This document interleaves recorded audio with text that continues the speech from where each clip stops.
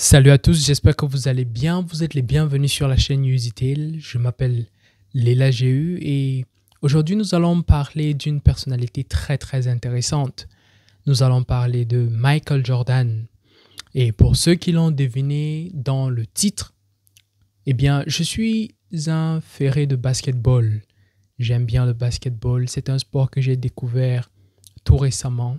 Ce n'est pas un sport avec lequel j'ai grandi.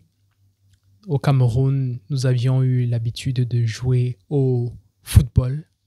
Mais après mon changement d'environnement et également par le fait que j'avais été introduit au basketball avant mon départ du Cameroun, j'ai eu l'opportunité d'apprendre et de jouer à ce jeu, un jeu particulier qui, au-delà d'un jeu, se présente également comme une philosophie. C'est une philosophie, c'est un art dans lequel nous pouvons apprendre beaucoup de leçons de vie. Et aujourd'hui, je voudrais prendre l'un des joueurs qui a culminé dans les hauteurs en ce qui concerne ce jeu particulier. Et aujourd'hui, nous allons parler de Michael Jordan. Michael Jordan, c'est quelqu'un que j'admire énormément. Et en ce qui concerne le débat du meilleur joueur de la NBA ou bien le débat du GOAT, personnellement, je crois que Michael Jordan a la première place. Michael Jordan, première place du greatest of all times. Et je vais partager les différentes raisons pour lesquelles je crois qu'il est réellement le greatest of all times. Et par la même occasion, voir les différentes leçons que nous pouvons prendre de sa vie et voir comment est-ce que nous pouvons les inculquer, les mettre et les appliquer également dans notre vie. Donc on va commencer avec le thème d'aujourd'hui. On commence, c'est parti.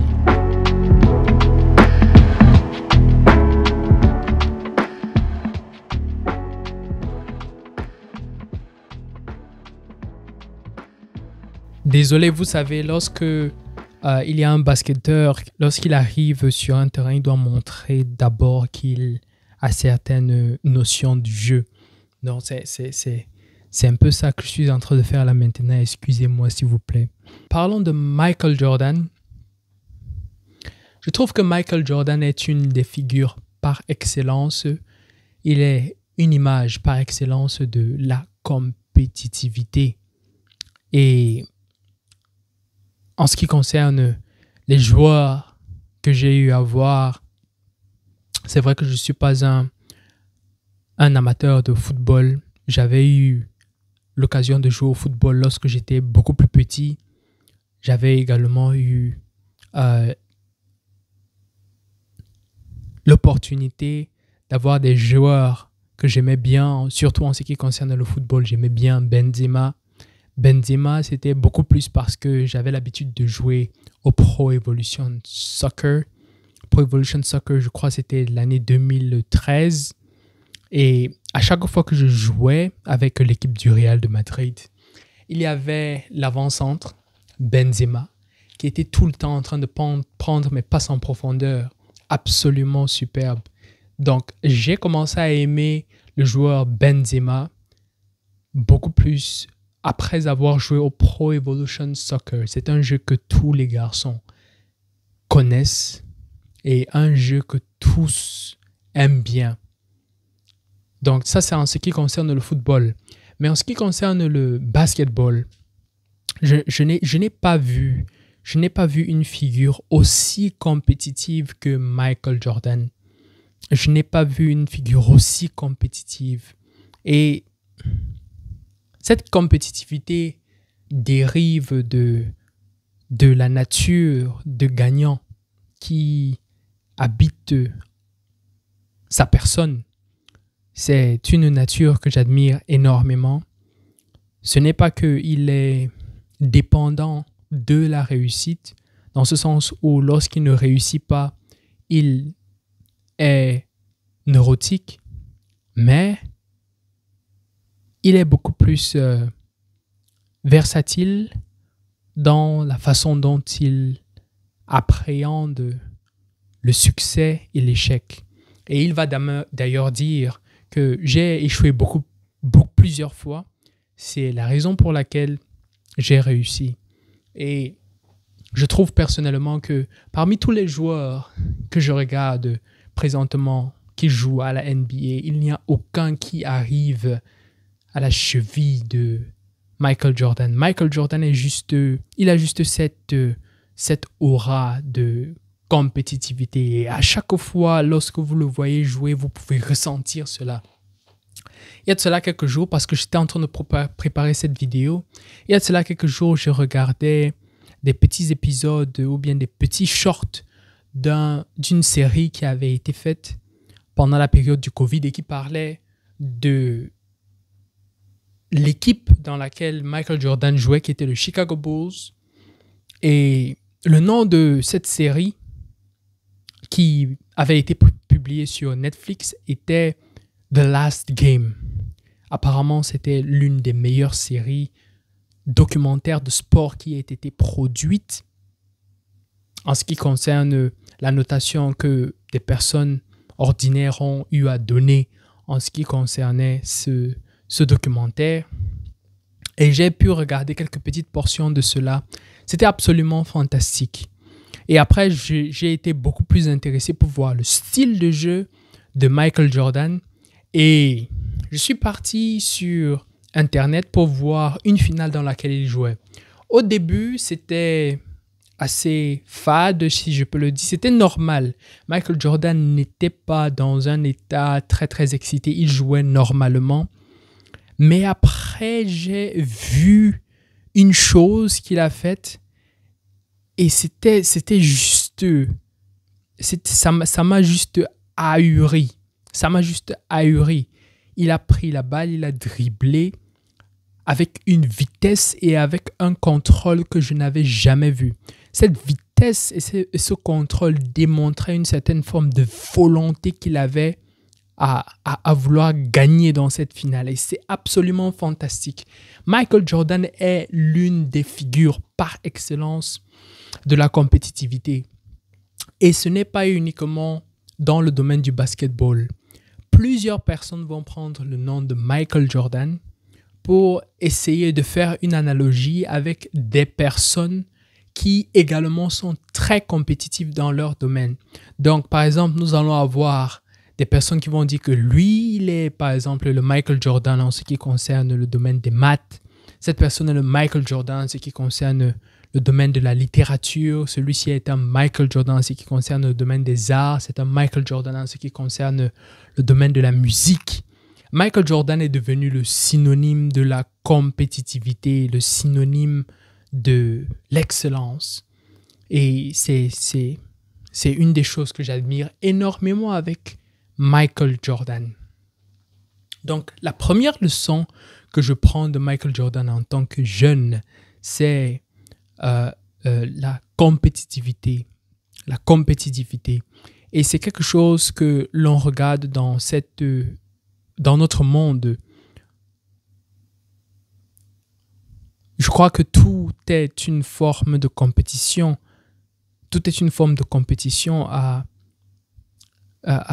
l'échelle ultime. Tout est une forme de compétition. Lorsqu'on regarde, par exemple, les spermatozoïdes font compétition pour féconder avec l'ovule. Et ça, c'est lorsque l'être humain est encore inconscient.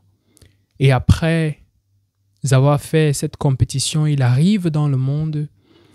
Après avoir passé une certaine période de croissance, cette compétition encore va se montrer en classe, où il y a une compétition pour gagner la première place. À part cela, il y a la compétition en ce qui concerne le sexe opposé, parce que s'il est une personne qui est attirée par une fille ou bien attirée par une dame, cette dame également peut être le centre d'observation, ou bien elle peut également être un objectif pour d'autres hommes, et donc cela les met en compétition En fait, nous nous mettons en compétition. Les hommes, la plupart du temps, sont en compétition les uns avec les autres pour avoir des prix. Et il y a différentes formes de prix, mais ça ne s'arrête pas là. Dans le domaine du travail également, nous avons cette forme de compétition qui arrive. Avec les entreprises, nous avons la compétition qui arrive. Le domaine des produits, les produits qui sont mis au marché. Une personne va venir avec ses jus, l'autre personne va venir avec des biscuits. Et en même temps, dans leur domaine respectif, il y a d'autres personnes qui produisent des produits qui peuvent être similaires, mais différents. Et cela crée une certaine forme de compétition. Et tout ça, c'est quelque chose qui fait partie de la vie. C'est une réalité de la vie. Et ceux qui n'arrivent pas à se positionner en hauteur, ceux qui n'arrivent pas à se positionner dans le sommet de la hiérarchie sociétale vont rester dans le bas. Et le bas n'est pas, je peux le dire, le bas n'est pas réellement très très beau à voir et à vivre. Il n'est absolument pas bon. Absolument pas bon. Et c'est la société dans laquelle nous vivons. La société dans laquelle nous vivons est une société qui est mise sur la compétition. Je me rappelle, il y a de cela une semaine, j'étais parti dans une compétition de basketball. Et lorsque j'arrive dans la compétition, il y a d'autres équipes. Je vois des personnes beaucoup plus grandes que moi en termes de taille. Je peux vous dire que je suis grand de taille. Je peux dire que je suis grand à environ 90% de la population. Je suis plus grand que 90% de la population. Et il est très rare pour moi de voir une personne qui soit beaucoup plus grande de taille que moi. Mais lorsque je suis arrivé dans cette compétition, il y avait plusieurs personnes qui étaient beaucoup plus grandes que moi, qui avaient une apparence beaucoup plus forte que moi, qui savaient shooter beaucoup mieux que moi, apparemment. Et lorsque vous entrez dans cet environnement, vous regardez à quel point celui qui arrive à gagner, c'est celui qui est le plus préparé. Et je peux dire que ces moments que nous avons en tant que personne, ces moments où nous sommes seuls, ces moments où nous sommes avec d'autres personnes, ce sont ces moments-là qui sont des moments de préparation. Et il arrivera un moment, que nous le voulions ou non, le moment arrivera où nous allons avoir à nous confronter aux autres afin de déterminer qui est meilleur, qui sera le gagnant de la compétition ou qui sera le perdant. Et c'est une réalité que l'on retrouve beaucoup dans les domaines du sport, dans le domaine de l'athlétisme. Je l'ai trouvé dans cette compétition. Je l'ai trouvé dans cette compétition et cela vous donne de comprendre dans quel système est-ce que nous vivons. Nous vivons dans un système de compétitivité. Nous vivons dans un système de compétitivité et la place qu'il ne faut pas avoir, surtout, c'est la dernière place. Et donc, en ce qui concerne cela, Michael Jordan est une figure de celui qui a pu se hisser au sommet de la hiérarchie. Et je pense que tout homme devrait aspirer à cette position dans la mesure de ses talents, dans la mesure dans laquelle ses talents lui permettent. Par exemple, moi, je ne pourrais jamais être comme Michael Jordan, mais je peux être le Michael Jordan dans mes propres limites. J'ai des limites athlétiques, j'ai des limites en termes de taille, mais je peux être la meilleure version ou bien je peux être le meilleur athlète que je peux être dans mes propres limites. Et c'est ça que je trouve qui est beaucoup plus important. Donc, en ce qui concerne Michael Jordan, la première leçon que je prends de la vie de Michael Jordan, c'est la compétitivité. La deuxième leçon que je prends de la vie de Michael Jordan, c'est la recherche de l'excellence. Et en ce qui concerne la recherche de l'excellence, je vais venir avec une autre analogie que j'ai découverte beaucoup plus récemment par un psychologue et également un philosophe qui m'a beaucoup influencé, qui s'appelle Jordan Peterson. Et il a donné une définition de ce que nous appelons Dieu. Et donc, en tant que jeune, lorsque j'étais petit, l'image que j'avais de Dieu, c'était l'image de celui qui est assis sur une chaise et qui contrôle tout ce qui se passe dans l'univers. Il peut être un monsieur avec une longue chevelure blanche ou avec une barbe blanche. Il peut être avec un homme avec un long linge blanc qui quitte de l'épaule pour descendre jusqu'à la plante de ses pieds. C'est un peu cette image que j'avais de Dieu. Mais beaucoup plus récemment, j'ai eu une autre, je peux le dire, révélation en ce qui concerne ce que Dieu peut être. Parce que je ne pense pas que nous, en tant qu'humains, nous avons le mental ou bien l'intelligence pour définir ce que Dieu est. Et donc, on va pouvoir prendre des petits aspects de ce que Dieu peut être pour essayer de le définir. Et une façon dont je trouve, dont on peut définir Dieu, c'est à travers les idéaux tels que la vérité, la beauté. Et également, Dieu peut être défini par ces objets, ou bien il peut être défini par ces objectifs que nous cherchons et qui nous dépassent. Dieu peut être défini par cela. Et donc, lorsque la Bible dit, par exemple, « Tu aimeras le Seigneur de tout ton cœur, de toute ton âme, de toute ta force, de toute ta pensée », cela appelle également à aimer ou bien à rechercher tout le potentiel que nous pouvons avoir et tout ce que nous pouvons être.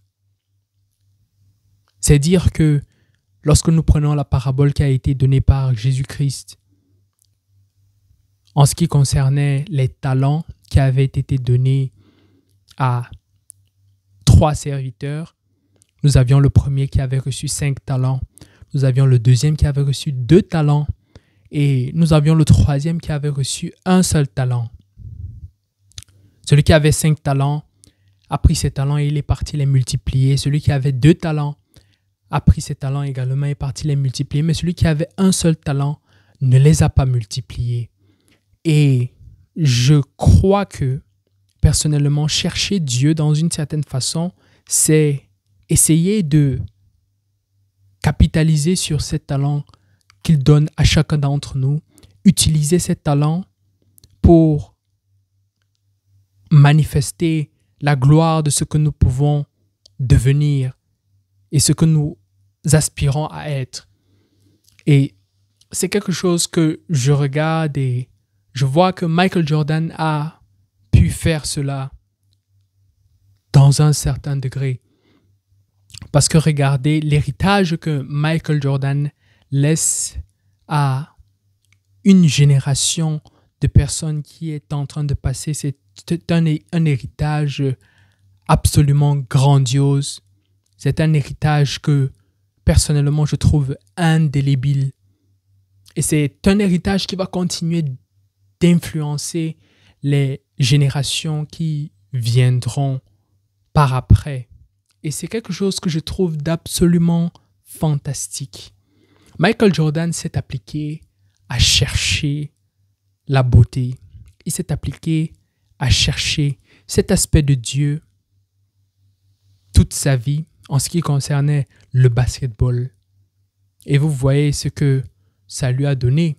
Ça lui a donné tout ce dont il avait besoin. Il a eu des partenariats avec de grandes marques, par exemple Nike. Et je crois que les Air Jordan sont parmi les chaussures les plus fashion que nous pouvons avoir dans notre société actuelle. Et également les chaussures qui portent le nom d'une personne qui a pu s'inscrire sur la liste de la grandeur. Et c'est quelque chose d'absolument fantastique. Michael Jordan est cette image du succès.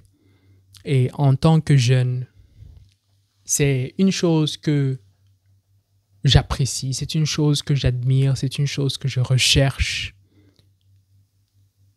absolument. Je recherche cela absolument. Le dernier point que je voudrais présenter en ce qui concerne Michael Jordan, c'est lié à un mystère que j'ai pu, je peux le dire, découvrir très récemment. Et cela est en rapport avec l'aura que Michael Jordan dégage. Je me rappelle un jour, je regardais une de ses vidéos et vous savez, Michael Jordan, il est bien bâti en ce qui concerne un homme. Il est grand de taille et c'est également un homme qui a eu à qui a eu à travailler son corps, non seulement dans le sport, mais également en gym. Et je peux dire, Michael Jordan est bien bâti. Je ne sais pas, avant, je ne comprenais pas d'où cette aura provenait. Et c'était quelque chose qui dégageait de sa personnalité. C'est quelque chose qui radiait. C'est quelque chose qui radiait comme une forme de lumière. Et je n'arrivais pas à comprendre cela. Et donc, parce que je n'arrivais pas à comprendre, je me suis lancé dans des recherches pour voir et connaître d'où est-ce que cette aura provenait. Et cela m'a conduit dans le travail de Carl Jung. Carl Jung est un psychiatre de nationalité suisse qui a fait de très grandes contributions dans le domaine de la psychologie et de la psychiatrie. Et il parle de l'ombre des personnes, ils appellent cela le shadow. Le shadow est, si l'on peut dire, tout ce qu'une personne represse, tout ce qu'une personne juge comme étant mauvaise et qui fait partie de sa personnalité. Et Carl Jung, dans ses théories, a dit que pour qu'un homme arrive à l'intégration complète de sa personnalité, cette ombre ou bien le shadow doit être intégré activement avec la personnalité de la personne. Et donc, nous avons, en tant que personne, des choses que nous faisons et que nous avons l'habitude de represser, des comportements que nous avons et qui peuvent nous apporter la plupart du temps des problèmes. Il y a des personnes, par exemple, qui ont une grosse gueule, qui parlent mal. Il y a des personnes qui peuvent mettre d'autres personnes en situation d'inconfort. Il y a des personnes qui se foutent de ce que les autres personnes pensent. Et parce qu'ils ont eu à manifester des comportements qui sont liés avec tout ce que je viens de citer en forme d'exemple, ils ont eu à recevoir des, je peux dire, punitions qui venaient de la société ou bien de leurs amis ou bien de leur famille. Et donc, ce sont des choses qu'ils ont repressées, des choses qu'ils ont pris, cachées à l'intérieur d'eux-mêmes. Mais une chose dont Carl Jung parlait, c'est que ce sont des choses qui font partie inhérente de la nature de la personne. Et que pour une personne qui veut se développer, il va arriver à un stade où il va devoir intégrer ces différentes fonctions à sa propre personnalité. Et ces fonctions-là La plupart du temps, ce sont des fonctions que nous regardons comme mauvaises. Et j'ai essayé de faire des recherches dans le judaïsme. Il parle du Yetzer Hara.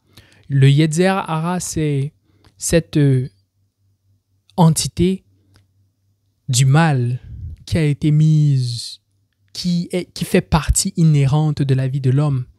Nous avons le Yetzer Hara, nous avions le Yetzer Hatov. Le Hatov, c'est, je peux le dire, l'entité du bien. Et le Hara, c'est l'entité du mal qui vit à l'intérieur de nous. Et nous avons l'habitude de represser cette entité du mal.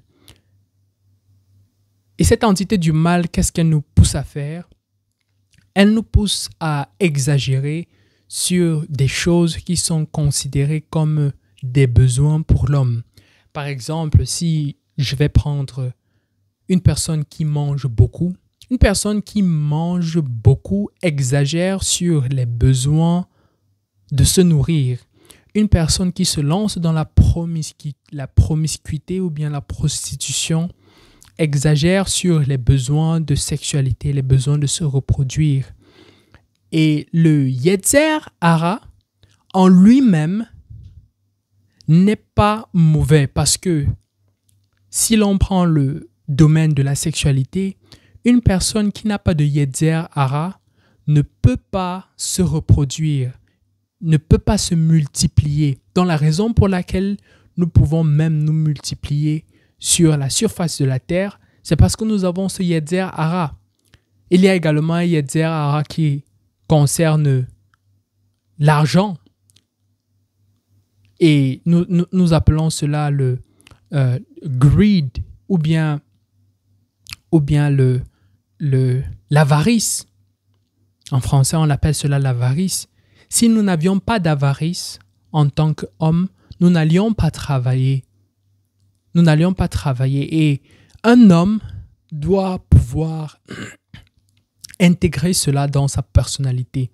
Et lorsqu'on regarde Michael Jordan et d'autres hommes d'ailleurs que je trouve qui ont également cette aura qui provient ou bien qui émane de leur personne, tels que Donald Trump, ce sont des personnes qui ont pu avoir une balance avec ce côté que je peux appeler démoniaque et cet autre côté que nous avons angélique et qui est la bonne nature de la personne.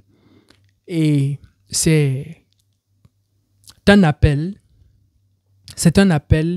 à essayer de regarder dans nos vies inconscientes et essayer de regarder à ces choses que nous avons l'habitude de represser sans raison et savoir que ce sont des choses qui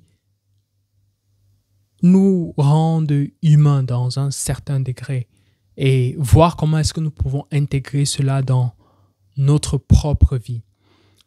Par exemple, en ce qui concerne Michael Jordan, il avait la mauvaise habitude de ne pas laisser d'autres personnes parler.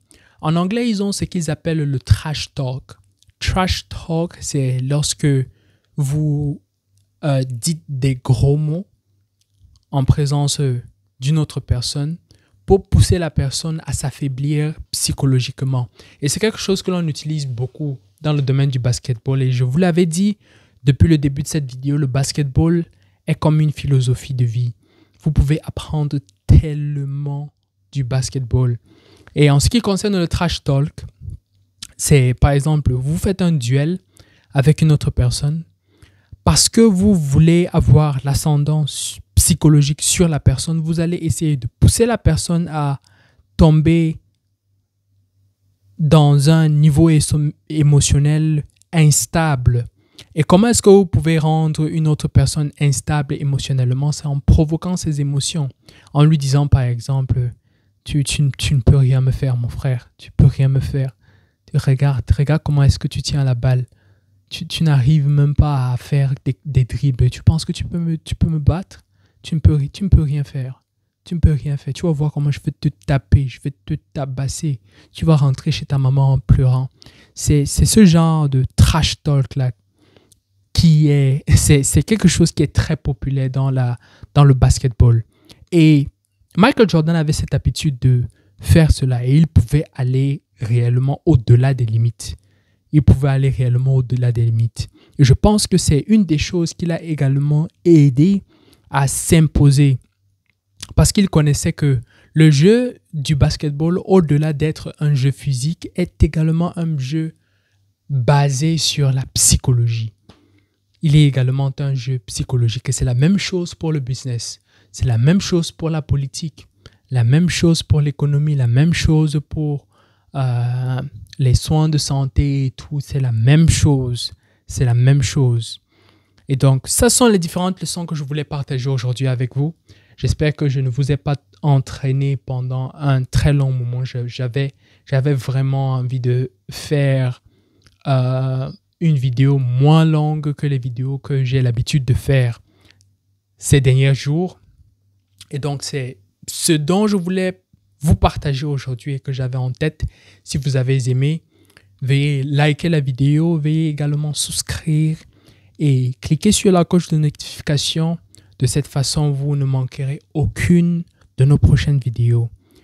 Et en attendant le prochain épisode, portez-vous bien et on se dit ciao, peace.